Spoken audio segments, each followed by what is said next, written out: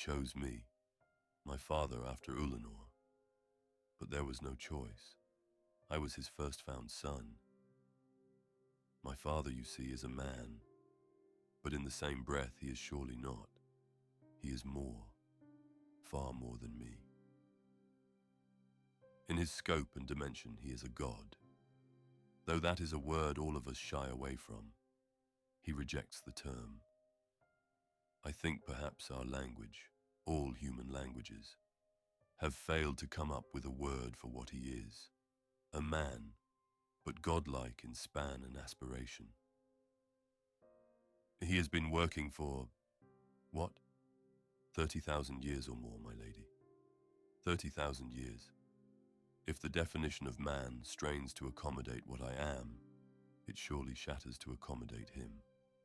I am mere centuries old, a fraction by comparison. A green shoot sprouting from a seed he sowed. He made me to help him in his work. I was his first found son. That was the greatest period of my life, those days. 30 years we had, just him and me, father and son. He raised me up from the chthonic darkness where he found me and set me at his side. We had that time together. I had 30 years of his undivided attention, 30 years of his raising. We formed a bond, unbreakable, stronger than any he formed with his other sons. None of them had the same time with him that I got. 30 years. Not much, I suppose. 30 beside 30,000. Scarcely a heartbeat. But even so, I treasure that time. He taught me everything. So of course he chose me. Of course. His other sons, my brothers, are all great men. My father and I found them, one by one. The joy we both felt at each discovery. The joy of reunion, of blood finding blood. I cannot tell you. I love each one of them. They are mighty, and I am proud to call them kin. All are great, and some are truly great. Mind you, Mercedes, in any family there are always favorites, though that fact is always delicately avoided. There were strong contenders, of course, for the role of Warmaster, I mean. I have sometimes been eclipsed by the brilliance of my brothers, and I am happy to admit that.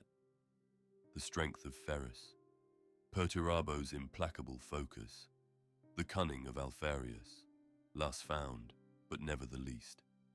I have adored them all, and relished their prowess and achievements, but there are always favorites. Rogal, my dear brother, perhaps the finest martial exponent I have ever known, but also, if I'm honest, dour and unimaginative, narrow in his outlook. My father always had a peculiar fondness for Magnus, for in Magnus, I think, my father saw a special legacy. But Magnus is a strange one, always stood apart from us. Not aloof, but distant, removed into his own thoughts. My father loves him, but there is always a tension there. I think perhaps they are too alike. Magnus is too like his father. Such is the way in families, Mercedes. Roboute. Well, I cannot lie. I admire him, the sheer range of his accomplishments. If we resemble aspects of our parents, Lady Ollerton, I think Roboute takes after that version of my father, who wore the name Alisonde. There is no doubt he was a true contender too.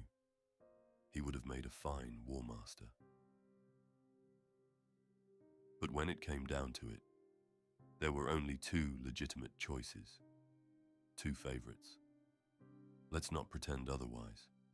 Myself, and the only other son who holds a place in my father's affections as significant as my own, my angel brother, Sanguinius.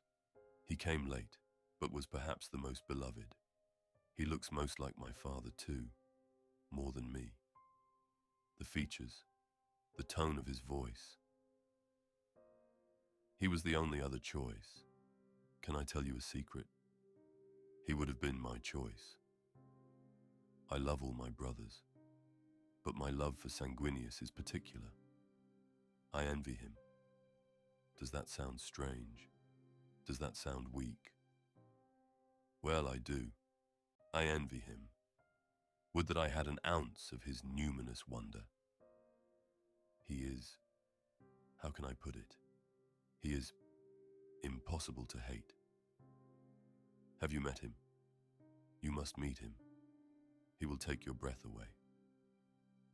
He is, Mercedy, the only one I would not have resented. Any of us could have been Warmaster. Any of us would have excelled, and we would all have rallied to them without hesitation or question. I had seniority as first found, and my achievements spoke for themselves. But had he anointed any of them over me, I would have been secretly insulted. Except Sanguinius, if my father had chosen him, I would not have questioned it. Not for a second. I would have rejoiced in his promotion and led the celebration. If my father has a favorite son, Mercedy, it is Sanguinius.